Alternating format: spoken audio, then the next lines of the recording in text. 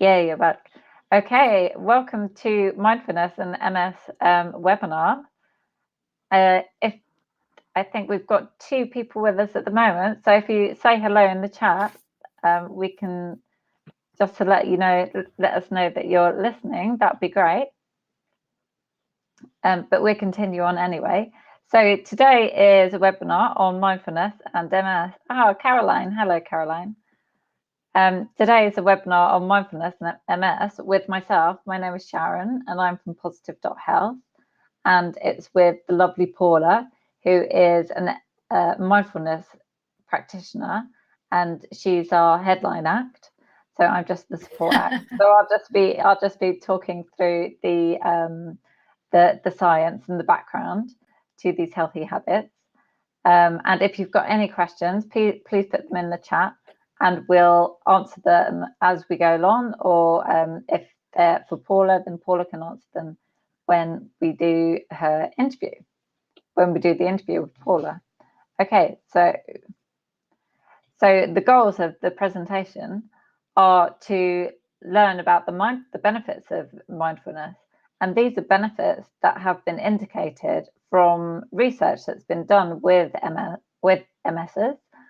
And so this is scientifically validated research. And we'll also learn from Paula later on how we can apply mindfulness to our daily routine. And hopefully every time I speak to Paula, I get completely inspired. So I hope that you're really inspired as well.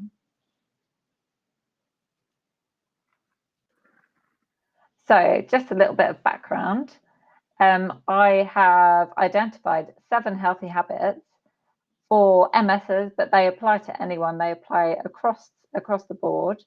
But I've specifically looked for research that's been done with MS patients, and I've identified the 7 healthy habits. But like I said, they apply to the wide range of people. So no one's going to have adverse effects from any of these. But this is not medical advice, so please speak to your medical professionals before you implement anything.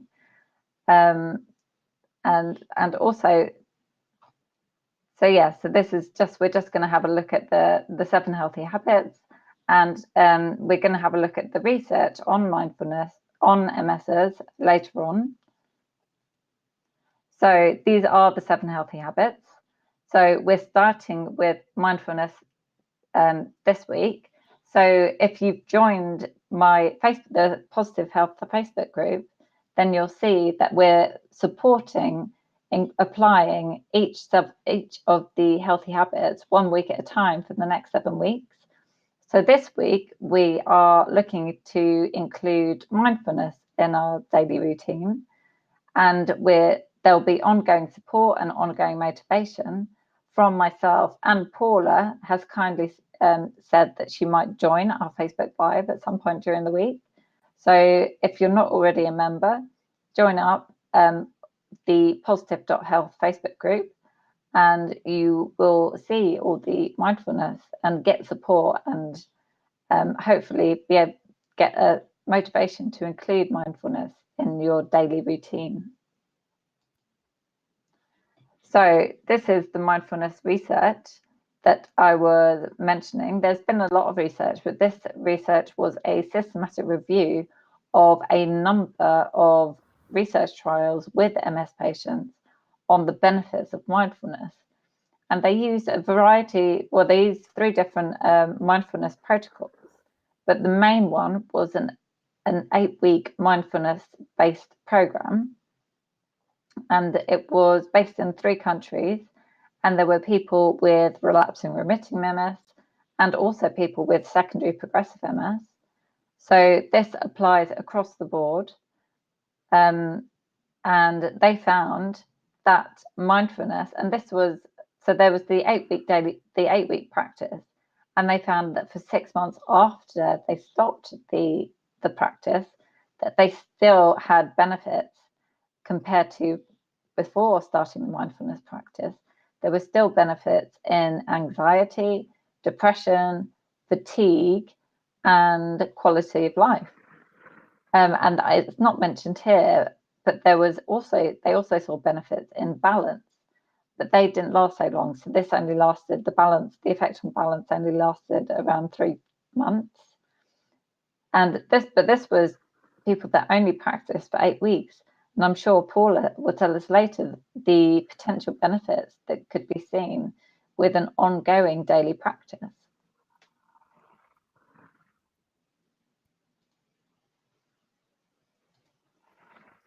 So hopefully you all received the 7 Healthy Habits tracker. And this was, hi Sabrina, and this was developed based on the theory that psychologically we don't like to break a chain.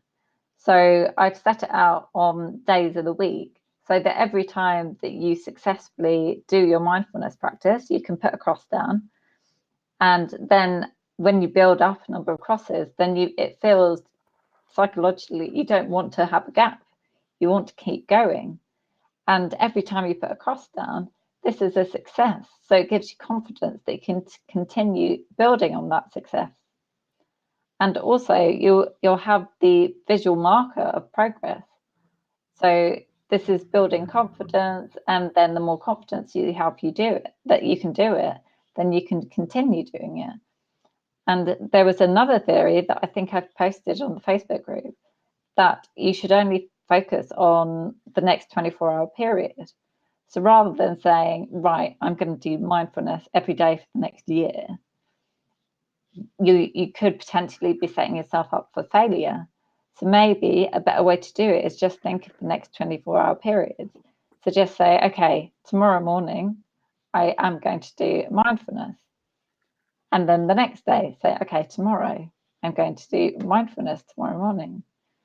And you just continue like that. And again, you're building up successes, you can build up your crosses, and you're building up your confidence.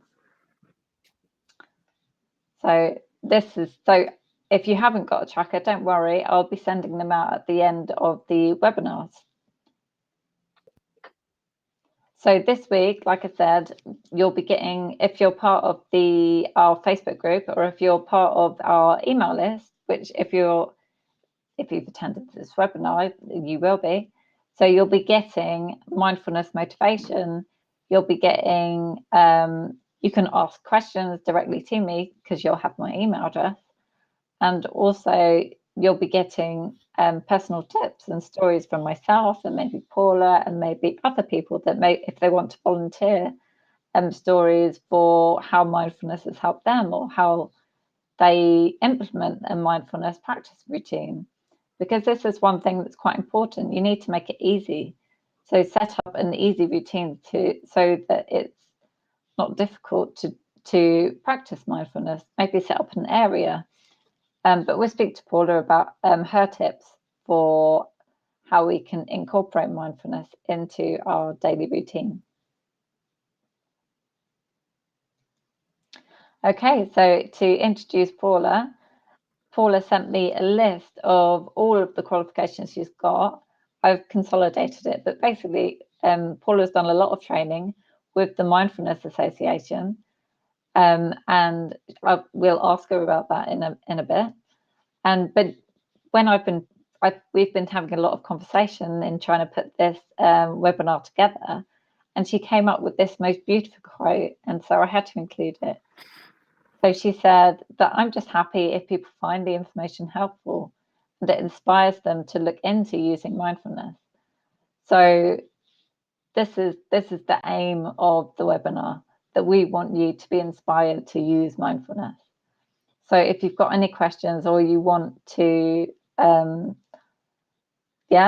if you want to say like, yes, I'm going to do it, then we'd love to hear that as well. But now let's talk to Paula. So welcome, Paula. I will put you on the main screen. Thank you. There we go. Hi, thank you for joining us. Thank you. Cool. So I've got a few questions for you. Okay. So how did you discover mindfulness? I came into mindfulness 15 years ago, actually, before mindfulness had become a big buzzword, which is what it is now. And it was actually recommended to me by my doctor.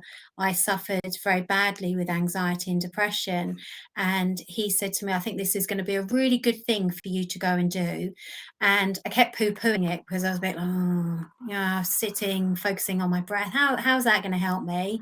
So I decided that I would buy myself a CD and listen to it. So it's telling you how long ago it was because it was a CD recorder, and I sat there and I started to listen to this recording. And I literally, after about 10 minutes, unplugged myself and threw it and said to my husband, "How on earth is this supposed to help me?" Because unless you have an understanding as to what mindfulness is about and how it is going to help you, and what you're actually doing when you're sitting there and focusing on the breath, mind wandering, coming back, what's the benefit of that? If you don't understand it, it just feels like a bit of a thankless task. Okay. So what benefits do you feel that mindfulness has had for you? Oh gosh. I think I said to you originally when we started talking, I say mindfulness saved me, and it did. It saved me from what I say is my overthinking mind. So my mind, I wasn't aware, made up so many stories about things. If I didn't feel well, all of a sudden I'd catastrophize that, and I was looking up, I had a brain tumor. It was those types of things. If somebody didn't speak to me, what had I done to upset them? So it was this overthinking mind that made up lots of stories. So the biggest thing for me with the mindfulness that it's been able to help me with is this noticing that my mind makes up these stories, and I tend to call them my Jackanory moments, which is great for people of my age that know what Jackanory was, but I'm spending a lot of time explaining Jackanory was a program on the Wow. telly for, read it about stories. And that's, so I literally go, oh, I'm having a Jackanory moment. It's allowed me to be able to be free, I suppose, from my mind. It's given me the tool of being able to I suppose, live in the present moment. I hadn't realized how much of my life I was living in the past or running away into the future. And they tend to say that if you're focusing in on your past, then that can be quite depressive. If you're running away to the future, then that can produce anxiety in you. So to be in the present moment is a lot more enjoyable. Right. Wow. So, how do you feel? Oh, when were you diagnosed with MS then? About 6 years ago now. Okay. And what sort of symptoms did you have? So I started off with a whole array of symptoms, which actually I have to say at this point was poo-pooed by my doctor as being anxiety and depression. So Right. I started off with it started not long after my first child, after Holly. So that was nearly 21 years ago, Wow. where I lost the use of my arms. So I couldn't get myself dressed, and my husband used to have to help me get myself dressed. Right. I couldn't move my arms past a certain point. There were times where actually, if I'm thinking right back, there was a time when I was very young, as a child, where I couldn't get out of bed and I couldn't walk one morning, and my mum thought I was making up a story because I didn't want to go to school. Right. And then after, I think it was over a 24-hour period, I still couldn't use my legs, but then it started to come back, and and then I never had anything like that again. So it was the symptoms with my arms, symptoms of not remembering words as well. Yeah. Spent a lot of my life saying to people, it's the thing on the side that you plug in, that you put the water in, and they'll go, oh, the kettle. And I'm like, yeah, that's the one. So there was a lot of me not knowing words, being able to pull words out. And even still, Right. I have problems with that. There was a lot of numbness. I had patches in my body that were numb. I had a total numbness in my feet, because when I went to the doctor and he did finally listen, was when he stuck a needle in my feet and I couldn't feel it anymore. Wow. I've had loss of bladder. Um, yeah, That's some of them that are coming to Wow. mind right now. There's probably a lot more, but I've Yeah. as well, the anxiety and depression, you know, my consultant says, what comes first, you know, the MS or the anxiety and depression? Is it part of it, or is it something that's separate? And he is of the feeling, and I think I'm of the feeling as well, that it comes as part of the illness sometimes as well. Right. And so what kind of symptoms do you have now? I get a lot of buzzing. A lot of the time, I feel like I am an electricity pylon, and my whole body is buzzing most of the time. I get a lot of burning as well. So all of a sudden, I might find that, you know, my feet feel like they're on fire. Obviously, they're not, but it's just the sensation.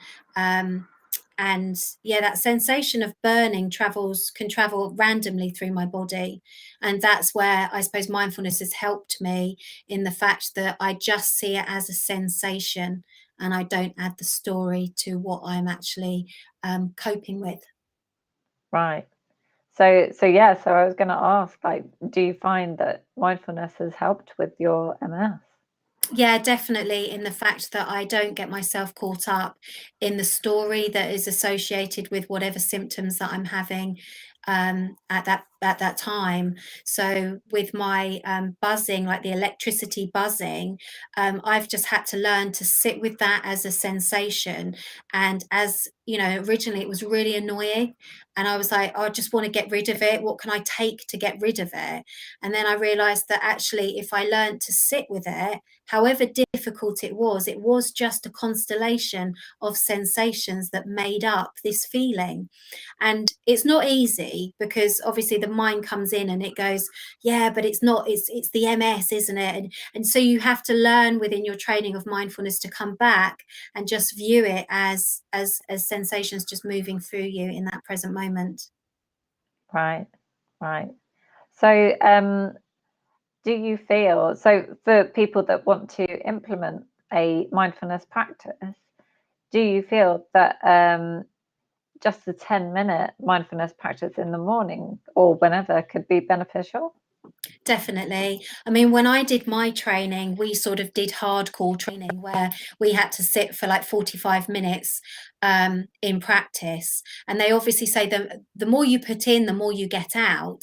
But what they have said, and you've very rightly said, is that the research shows that if you did 10 minutes a day, then this is going to be beneficial to you. It's shown that it changes the structure of the brain, as in the amygdala, which is your stress response area, gets smaller, and the prefrontal cortex, which is the part that you're actually using and strengthening in your mindfulness practice, gets thicker, which actually means that you become less reactive and impulsive and more in control of your emotions as well.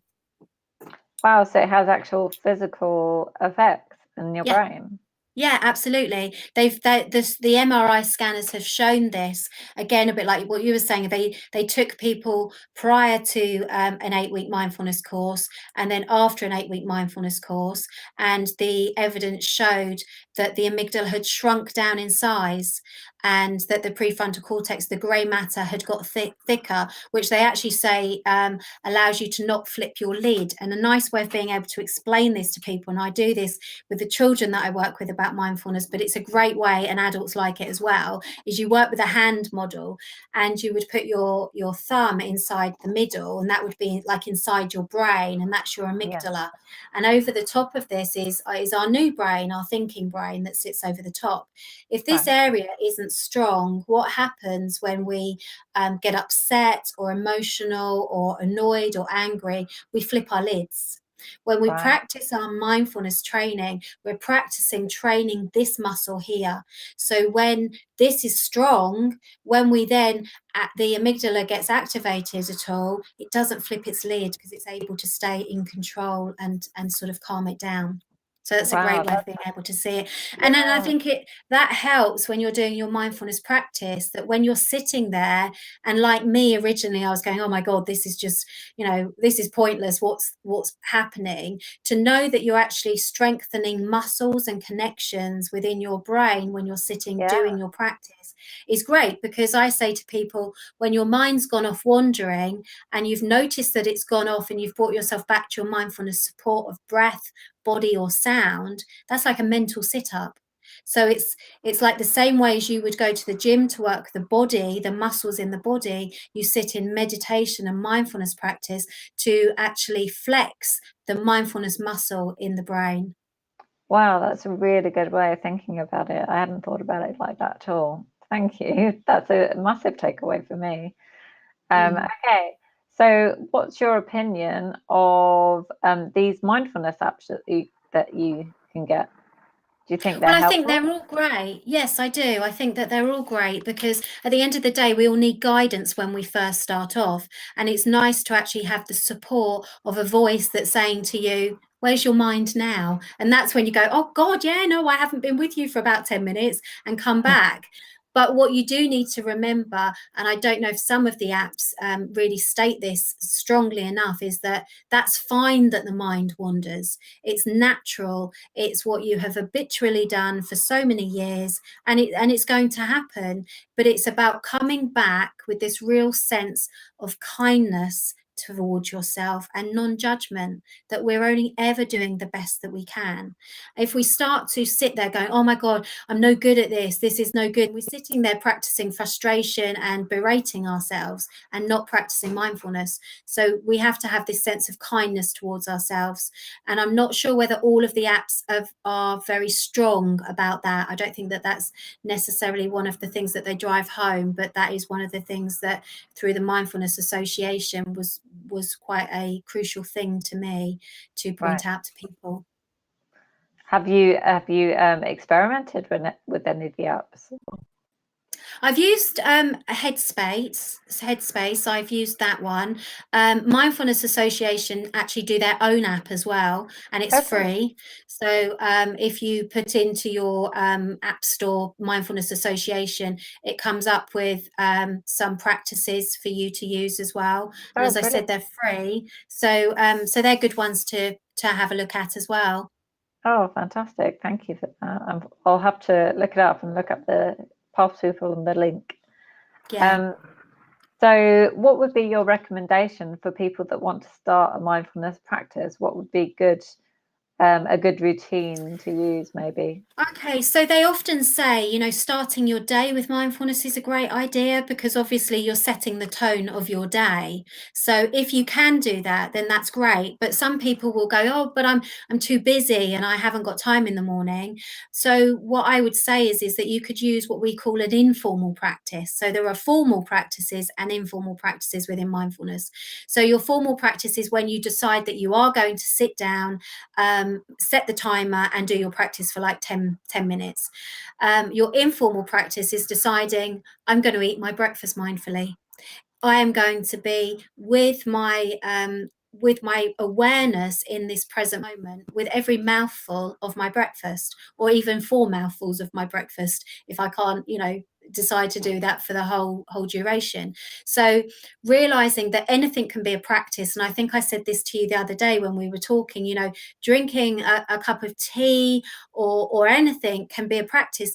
That realization of lifting the mug, feeling the weight of the mug in your hand, whether it's hot, whether it's cold, the movement as you bring the cup up to your lips, and how it actually tastes to drink, and how it feels in your mouth as the you know, moisture's in there, and as you swallow, how that feels. You know, all of that is a mindfulness practice, because the Mindfulness Association, which is written by Rob Nairn, he states that mindfulness is about witnessing what is happening as it is happening without preference. And the idea is that you are with the present moment. So whatever you're doing, even now, this can be a mindfulness practice. Are people really listening to us, or is part of their mind somewhere else? So they Right. set the intention to show up to watch the webinar. They put their body down and their body's here, but is their mind? So it's about noticing this, you know, is your mind 100% here, or is it somewhere else? And it's fine if it's gone off somewhere else, but it's about noticing it and coming back. So my intention is to listen to Paula's words. And that's a practice. So if you're sitting here really 100% with me, then you're practicing mindfulness. So it just shows you that it doesn't have to be this big, oh, I've got to set the timer. It's great to have a formal practice as well, because then if you have got the discipline of that, you will find it much easier to drop into informal practices, and you will wake up to being more mindful, because the idea is that we start to live our lives more mindfully, not just in a practice but it's something that ripples out into our lives and to those around us. So do you think that ripple out effect, is that a benefit of having a regular practice? Definitely, because I would say that I'm not mindful 100% of the time, because I don't think anyone can be, because we have to have automatic pilot, otherwise we'd never get anything done. But I definitely drop into myself a lot during the day, checking in, where's my mind, am I here, am I somewhere else, how is my body feeling as well, because this is a good one with having MS and mindfulness, is that do we really notice how we're feeling? Are we aware that maybe we feel fatigued and we actually need to give ourselves a 5-minute break? It's about that connection, finding out, how does fatigued feel in your body?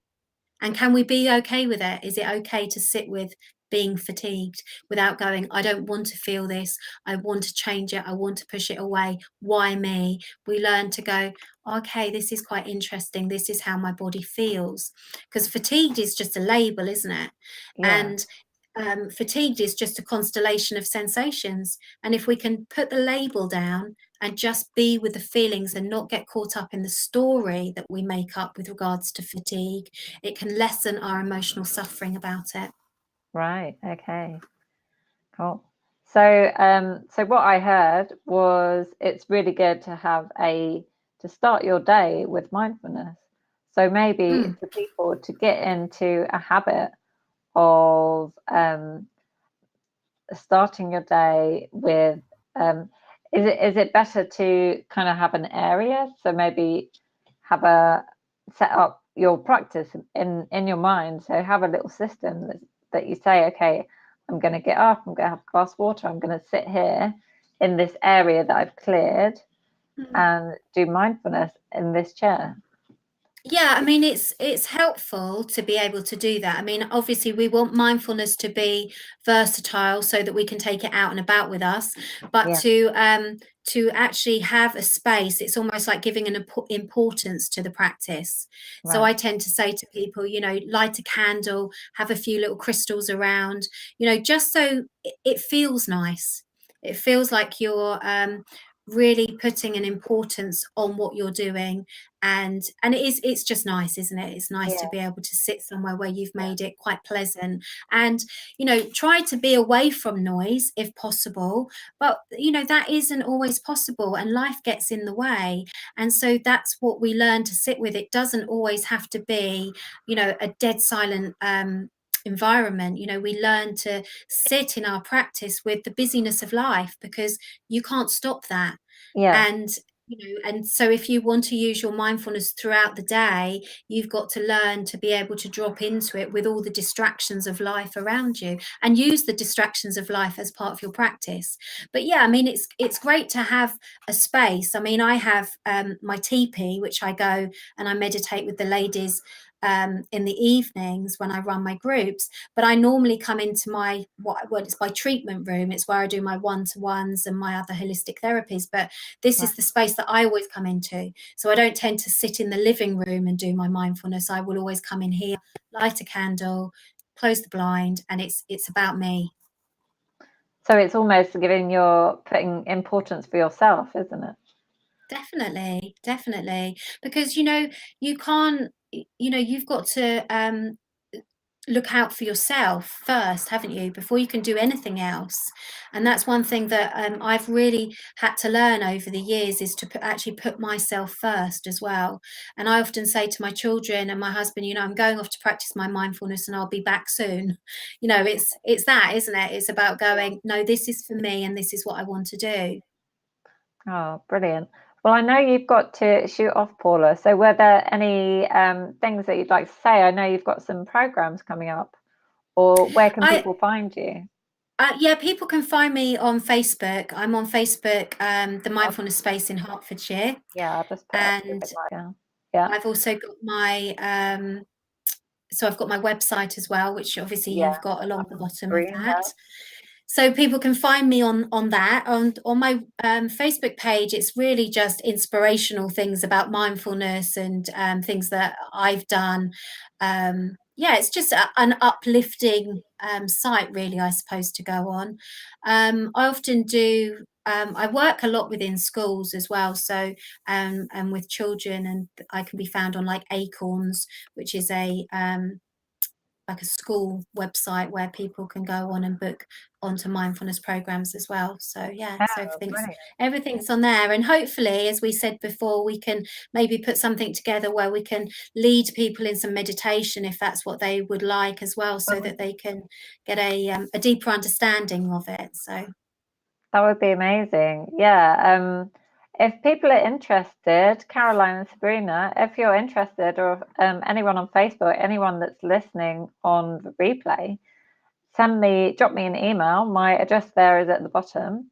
Drop me an email and say that you'd really like to have hear a mindfulness session with Paula, and we'll put something together. So thank you very much for listening. Paula's got to head off now. If you've got any questions, please drop me an email. There's my email address. Also, I'll be sending out an email just shortly that will have the cheat sheet and the tracker and the links to the Facebook group. So if you've got any questions, please let me know. It would be great to hear from you. Thank you, Caroline. Thank you, Sabrina. Okay, brilliant. And thank you so much for Paula. Thank you so much for joining us. It's been a real inspiration. Oh, you're welcome. You're very welcome. Lovely to chat. Brilliant. Thanks very much. Thank you. Thanks. Bye. Bye.